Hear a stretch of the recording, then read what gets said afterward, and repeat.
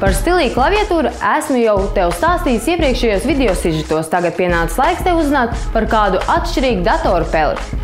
Minimāli stilā ieturēts dizains un maksimāla peles funkcionalitāte.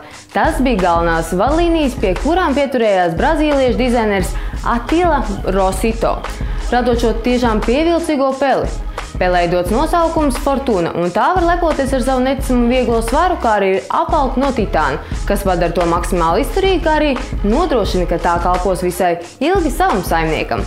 Pele, kā jau lielākā daļa mūsdienu peļu, ir iebūvēts infrasarkanais stars, kurš darbojoties jeb degot padara šo peli vizuāli vēl pievilcīgāku un iekārojamāku. Viens ir skaidrs, ka mūsdienās viens no galvenajiem nosacījumiem, kas rada pieprasījumu, ir izskats. Un tas neatiecās tikai uz produktiem, bet tas attiecās arī uz cilvēkiem.